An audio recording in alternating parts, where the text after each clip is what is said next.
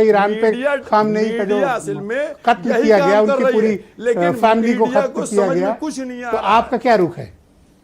देखिए, इस पूरे युद्ध के बीच में भारत का रुख यही है कि शांति होनी चाहिए, वार्ता होनी चाहिए और कोई ना कोई वार्ता का रास्ता निकलना चाहिए।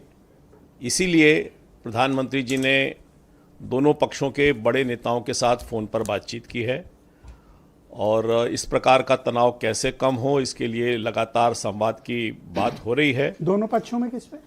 इजराइल के साथ भी बातचीत हुई है और ये जो दूसरे पक्ष हैं जिसमें बहरीन भी शामिल है, जिसमें टर्की भी शामिल है, यहाँ के लोगों के साथ भी बातचीत हो रही है। और जो पक्ष वो वाला ईरान वाला नहीं, ईरान के साथ भी जिस प्रकार के संबंध रहे हैं, वहाँ के पुनर्निर्माण में भारत की भूमिका रही है। भारत चाहता है कि उसके भी जो हित हैं वो सुरक्षित रहें। निश्चित रूप से इस प्रकार के हमले विश्व की राजनीति को प्रभावित करते हैं, लेकिन सारी राजनीति के बीच में भारत का, भारतीयों के आर्थिक हितों का संरक्षण ये कि भारत के जैसे देश के लिए बहुत महत्वपूर्ण है। और इसीलिए इस बदली हुई भू परिस्थिति के बीच में भारत को कोई नुकसान ना हो, भारत को कोई क्षति ना हो, भारत कैसे इस बदलते हुए विश्व की तनावपूर्ण राजनीति के बीच में अपने नागरिकों के हितों को संरक्षण कर पाएगा, इसी के लिए संवाद की बात हो रही है। जो ऑल टाइम टेस्टेड फ्रेंड था, हमारी हर मुसीबत का हिस्सा था, उनके सुप्रीम लीडर को मार दिया गया, हमने शोक भी प्रकट नहीं किया। देखिए, अभी कुछ दिनों पहले ही ईरान के राष्ट्रपति की मृत्यु हुई थी और हमने 10 दिन का शोक किया था। कोई भी राष्ट्र किसी भी राष्ट्राध्यक्ष की मौत के ऊपर ही इस प्रकार का शोक व्यक्त करता है। वे वहाँ के सर्वोच्च धार्मिक नेता हो सकते हैं, लेकिन राष्ट्राध्यक्ष नहीं थे। तो मुझे लगता है कि इस अंतर को निश्चित रूप से समझा जाना चाहिए। वे धार्मिक नेता हो सकते हैं, लेकिन राष्ट्राध्यक्ष नहीं थे। जो राष्ट्राध्यक्ष थे, हमने देखा है कि पहले जब उनकी मृत्यु हुई थी तो सरकार ने उन्हें पूरा सम्मान दिया था।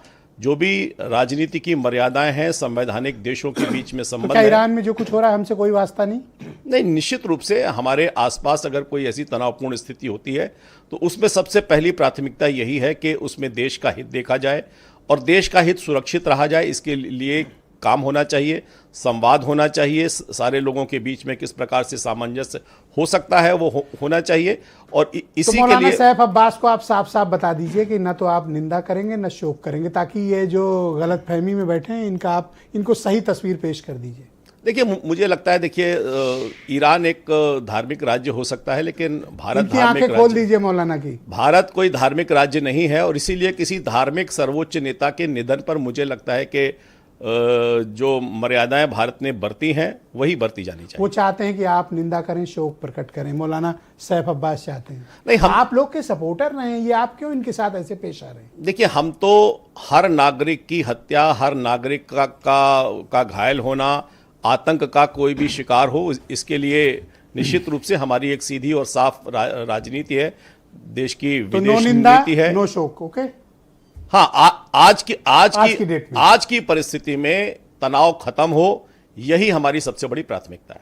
सुन लिया सैफ अब्बास साहब कि अभी मैं कुछ और भी बताऊं आपको। मैं एक सेकंड इनका जवाब दे दूं। अगर वो धार्मिक नेता थे तो जब प्राइम मिनिस्टर ईरान गए थे तो प्राइम मिनिस्टर उनसे मिले क्यों थे? इसका जवाब दे दे वो। प्राइम मिनिस्टर तो बहुत सारे लोगों से मिलते हैं, जब किसी देश में जाते हैं तो बहुत सारे लोगों से मिलते हैं, लेकिन राष्ट्राध्यक्ष होना और धार्मिक नेता होना ये अलग अलग बात है। इसको बड़ी ठीक ढंग से समझना चाहिए। और कुछ बताऊं आपको सैफ अब्बास साहब?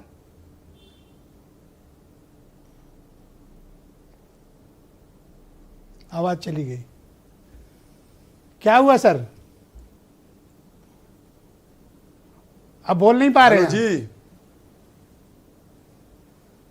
नहीं, मैं क्या नहीं, मैंने तो जो मुझे कहना था मैंने कह दिया कि धोखा अमेरिका से खाया था, इजराइल से भी धोखा खाएंगे, खत्म हो गई बात। मैंने तो कह दिया। चाह बहार का पूरा जो इनका सिस्टम बना इंडिया का, इतना बड़ा हमारा एग्रीमेंट है हिंदुस्तान का। अरे वो खत्म हो गया, उसके बाद हम इस तरीके की बात कर रहे हैं। एग्रीमेंट खत्म हो गया, आपको पता नहीं। बहुत शुक्रिया। मैं सुरेंद्र राजपूत जी को आमंत्रित करता हूं। सुरेंद्र जी, नहीं, मुझे पता है वो क्यों खत्म हुआ, उसकी वजह हमने कितना पैसा इन्वेस्ट किया है, ये भी तो बता दे। हम अरे ठीक है सर, अब हर मामले में क्या तो कहना। बोलिए सुरेंद्र जी, भारत का क्या रुख होना चाहिए?